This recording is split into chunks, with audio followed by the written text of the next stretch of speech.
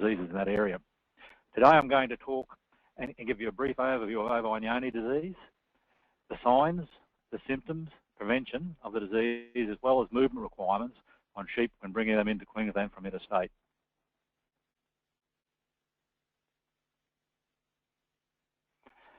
In Queensland, we're lucky in the fact that OJD is not endemic here. And when an outbreak of OJD has occurred, it is from stock that has been purchased from interstate. I've been directly involved in quarantining a property in regards to OJD in southwest Queensland, as well as putting in place the eradication program to rid this property of the disease. The animals that caused this problem came from interstate. And believe me, it's very difficult for everyone concerned when trying to eradicate this disease. Biosecurity is the key prevention of this disease coming onto your property. And the first good biosecurity measure is to place purchased livestock into a holding paddock or paddocks where they can be observed for quite some time. This will give you an idea on how they've settled in, but also an idea if there's any problems with them. In regards to sheep that could come from interstate, if you find that they are showing signs of ill thrift or signs of scouring, contact Biosecurity Queensland. And as with all diseases, the sooner the disease is detected, the quicker it can be controlled. In regards to symptoms with OJD, chronic diarrhea and ill thrift are the main symptoms, followed by emaciation and then eventually death. On the right-hand side, you'll see a line of sheep there in the advanced stages of Ovine Johne's disease. They're emaciated, and you can see actually down the breech area, there's evidence of scouring. In regards to the organism, there are two strains that occur in Australia. One is the cattle strain, and it's called the C strain, and that infects cattle, alpacas, goats, deer, and camels. The sheep strain, known as the S strain, infects mainly sheep or goats. But there has been evidence that the sheep strain or the S strain can also cross over to cattle. In regards to Johne disease, it's a notifiable disease under legislation and must be reported by Biosecurity Queensland. Now, to control the disease, we must know how it's spread. As usual with different diseases, young animals are mainly susceptible. Young animals suckling their dam or grazing infected pasture can become infected. Now, the dam can be either an infected animal or it can be a non-infected animal.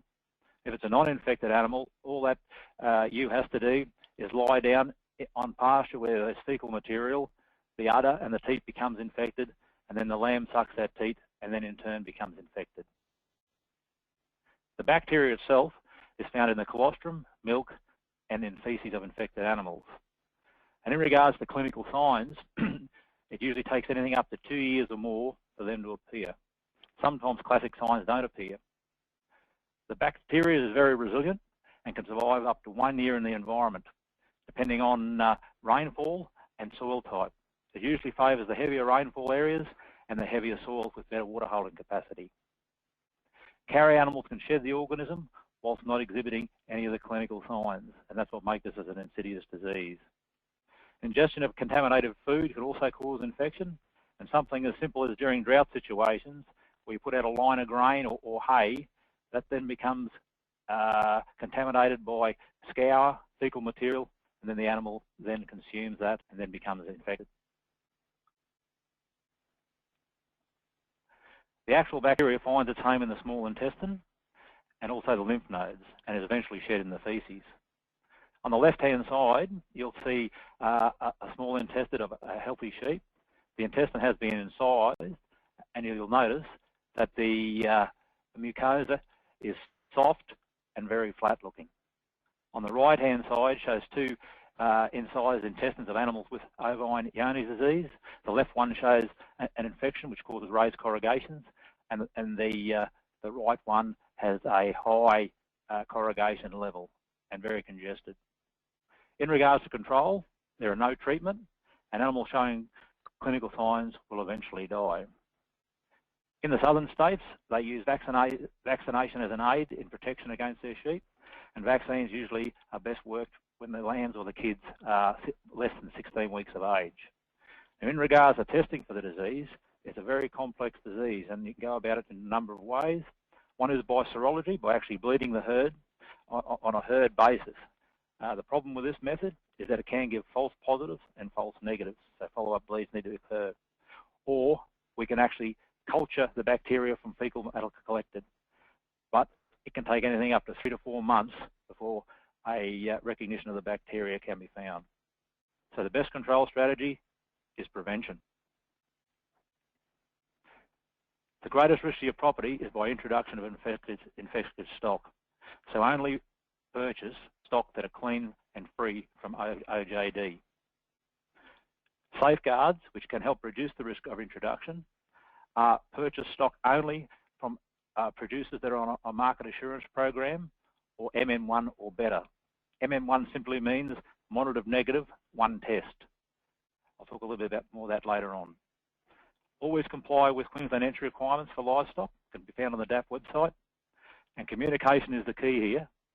So always ask your interstate vendor questions about all diseases, but more importantly about OJD. But also contact your local animal health officer for advice, and hopefully he has a good handle on what diseases are occurring in that area.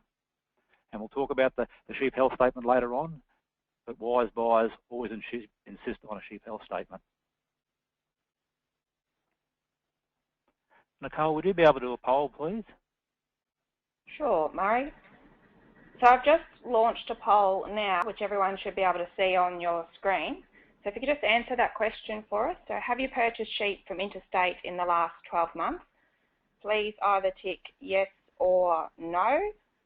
So people are slowly voting. So I'll give you a few more seconds to vote, and then we'll close it off. 5, 4, 3, 2, 1.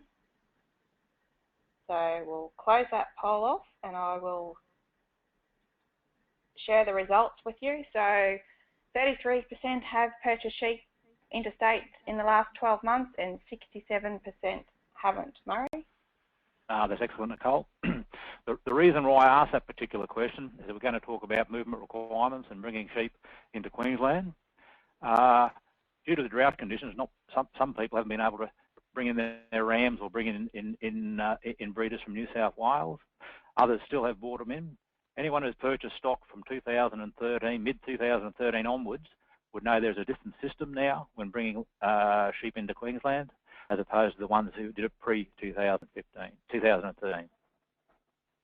Okay, eligible sheep which come into Queensland must come from an approved regional biosecurity plan area or from a tested assurance flocks.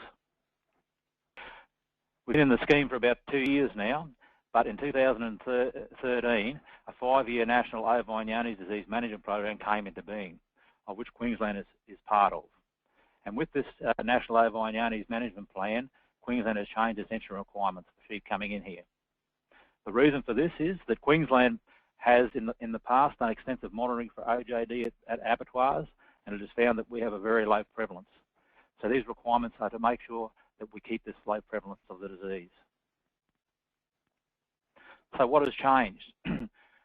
Producers who have purchased sheep prior to 2013 July would have realised that the score system was an ABC score system.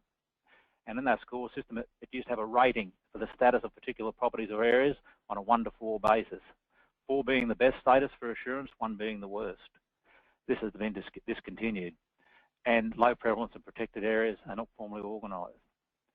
Now, if you bought sheep from, say, the Western Rangelands area from New South Wales, they had a status level of 4, which was similar to that of Queensland, so sheep would come straight in. But if you had a status level of 3 and you needed 4, back in those days, you could probably use vaccination as an option, and then up the ante, and your status would become 4 and allowed access into Queensland. This no longer exists, as vaccination is not effective in protecting low-risk flocks and areas. What we have now is regional biosecurity plan areas. Now, there's 2 ways to meet Queensland entry requirements. In regard to regional biosecurity plan areas, it has to be approved by Biosecurity Queensland. And stock within those areas have to be either born or raised within that area, and they're eligible for direct entry. But there's also stock within those regional biosecurity plan areas, like in anywhere, that have actually been brought in. Now, for these to be eligible for entry into Queensland, there has to be a record history being maintained of those particular animals which went onto that particular property in that RBPA, or they have to do a test assurance program.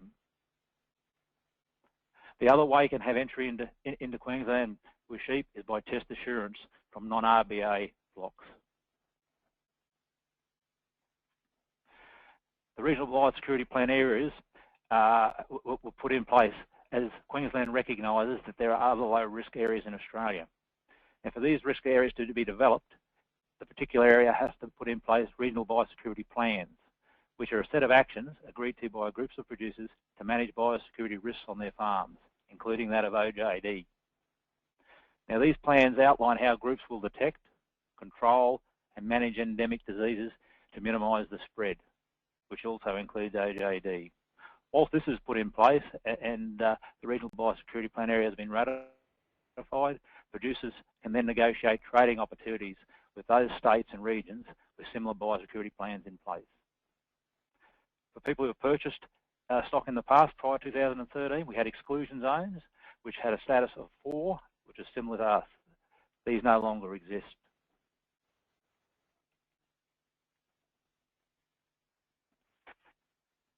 Now, areas approved by the Queensland Chief Inspector as having regional biosecurity plans which provide protection against OJD comparable to Queensland are wholly and solely Queensland.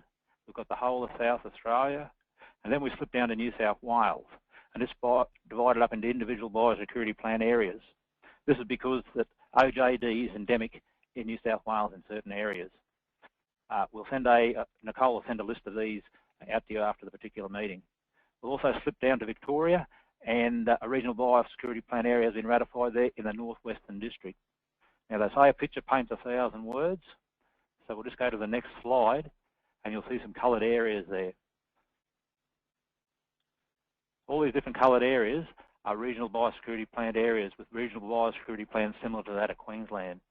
So stock coming from these areas can have direct entry into Queensland, including the Northern Tablelands area. One pitfall we can have if adjusting sheep into New South Wales is if you adjust sheep into this white area, and this is a test assurance area. If sheep come into this area and it's not on a market assurance program or a tested assurance program, your sheep may not be able to come back into Queensland. We'll just go into Victoria.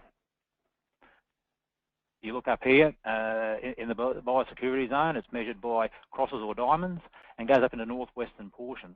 For anyone who knows anything about that particular area in Victoria, it's especially in the Mallee area, which is an area that has low rainfall, probably somewhere between 8 and 12 inches.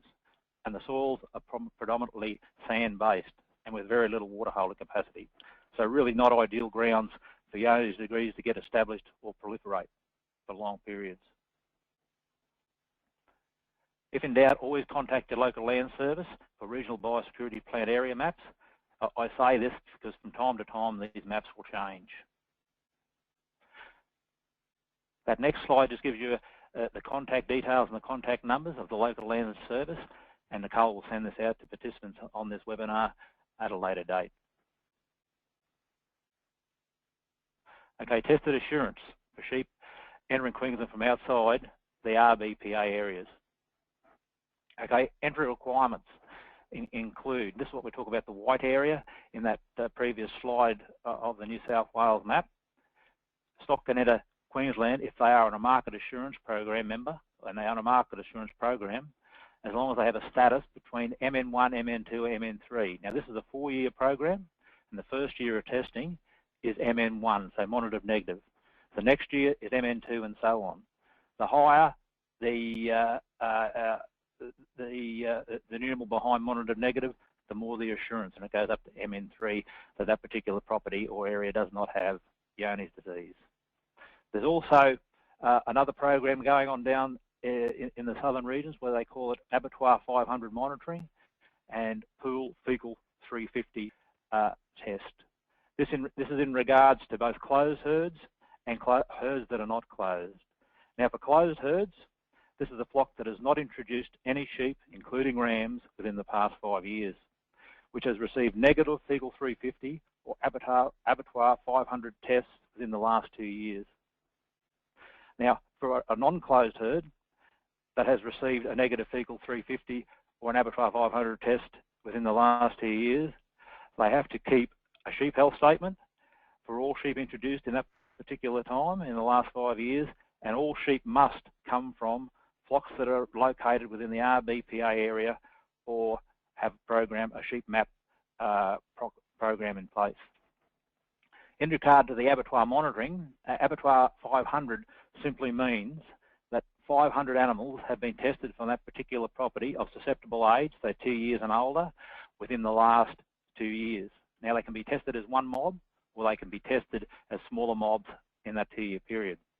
In regard to the pool fecal 350 test, that's simply pooling 350 sheep feces from 2 years and older, pooling it and then culturing to find out whether that disease, whether they have that Ovine Johne disease bacteria.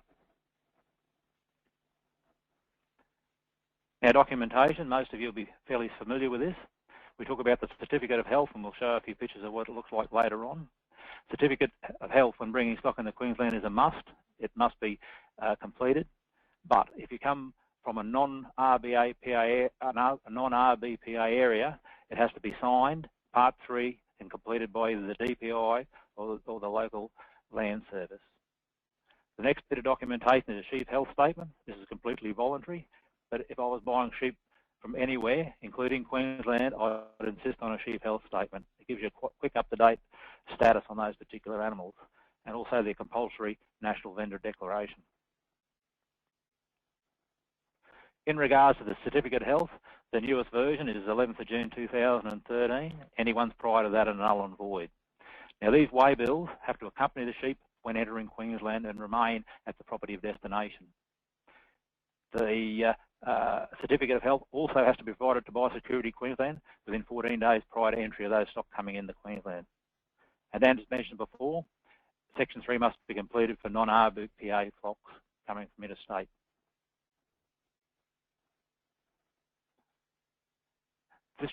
This next slide just gives you a general overview, and I'm sure plenty of you out there have actually filled this particular form out, but it gives you a bit of an idea for those who haven't. But these forms are available on the DAF website. That appears in front of you.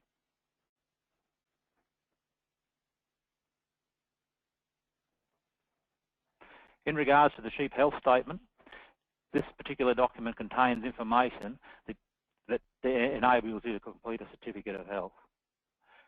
Producers or anyone buying sheep should insist on getting one of these when buying or registering sheep, especially from sheep coming from interstate. It's a great risk assessment tool, and it's been designed nationally and includes the recognition of AJD vaccination and testing results.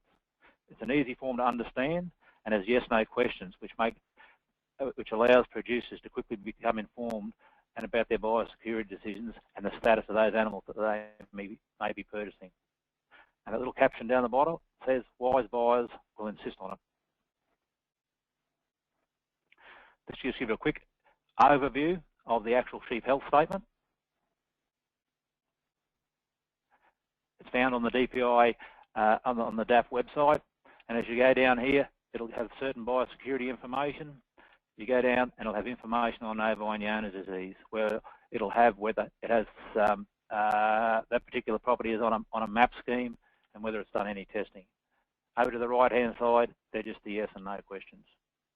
A quick tick and flick, and a very quick way to understand the status of those stocks that are going to be introduced or you're going to purchase. In regards to more information, it can be found on those links in front of you on those particular screens, but Nicole will actually send these links out to you after this particular webinar.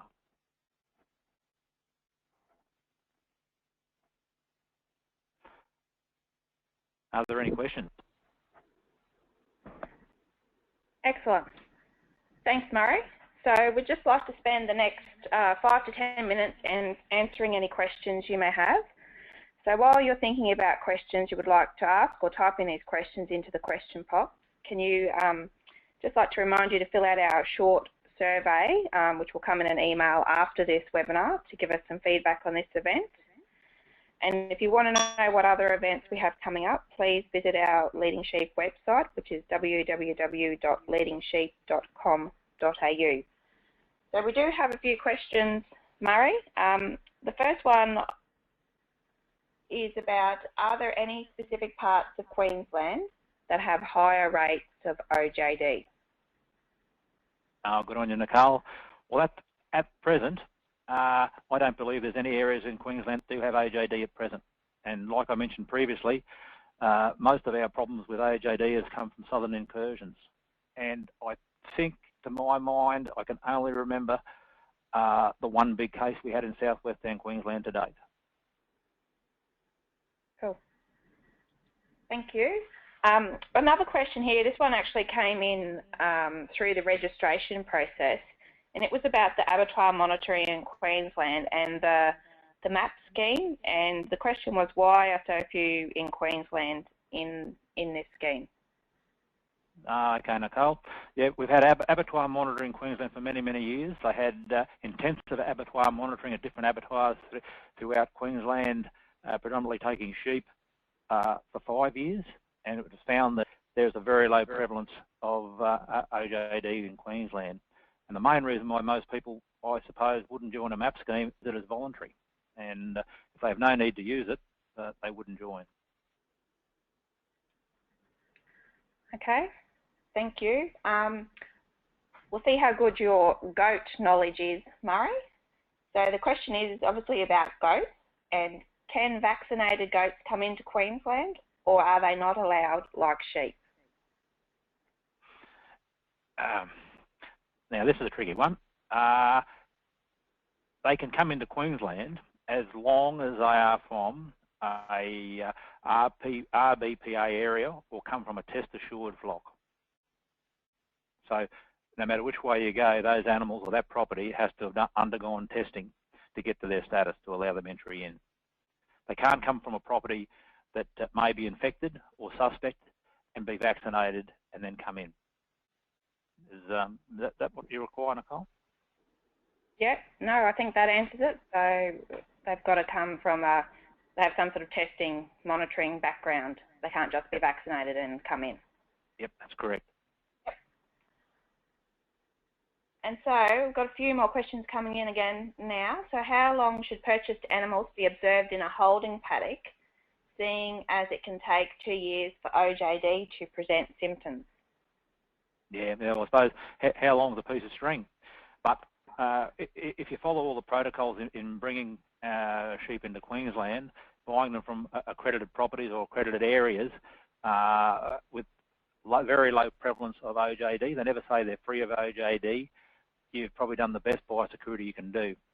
It's a good practice to put animals in a holding paddock, not just for OJD, but maybe for invasive plant control in regards to bringing something in like Parcinium or some other invasive plant, but also to note how the animals are settling in and whether or not they have any diseases which could be stress related.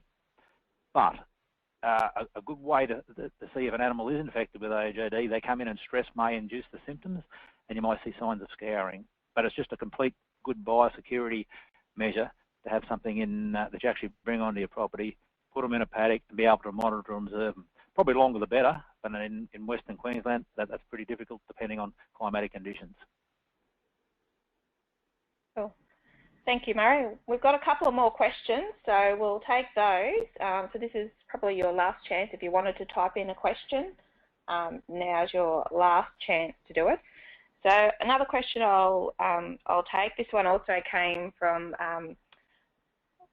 during the registration process, and so this is about New South Wales. So we'll see how you go answering this one, Murray, and about is the disease proliferating in New South Wales since the rejection of a statewide eradication policy? Okay. Well, I haven't got any. I'm not privy to any data in relation to New South Wales, but I suppose all I can say in that area is that sometimes regulations put in place, and in that to control a particular disease. If you have a property, you can actually have Johne's disease on that property, and you may never know. There could be a low prevalence disease until the build up. But if you remember during the presentation, I said the animals can have clinical disease, and a lot of them will not show symptoms. But to actually accurately say if it's actually proliferated, it'd be very hard for me, or nearly impossible for me, and I think it'll be pretty hard for the New South Wales Department of Ag also. Thank you.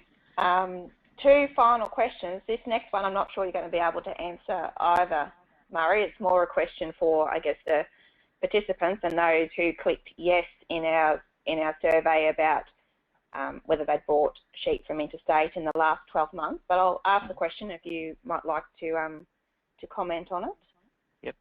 So the question is, if 33% of the respondents have brought sheep to Queensland in the last year, how well known are the importation rules? It's always hard getting the message out. Initially, when they did this 2 years ago, it would have come out via different mediums. I'm not sure what the mediums were, but like with anything, when you go down to purchase animals from somewhere, it's advisable to check on those movement requirements. And you can't shift stock unless you actually, well, anyone who has stock can't shift stock unless you go through certain protocols. That is by acquiring certificates of health. You may want to get a sheep health statement, but you must have an NVD waiver bill. So it's all to do on trying to secure that knowledge before you go down. It probably could be done better and put out through the website from time to time, but I suppose it's the same. It's the same as everything. Where do you stop? Probably the best way I can answer that one as well. Yep. No, that was good. Final question is the vaccine 100% effective? Well, that's an easy one. No vaccine's 100% effective.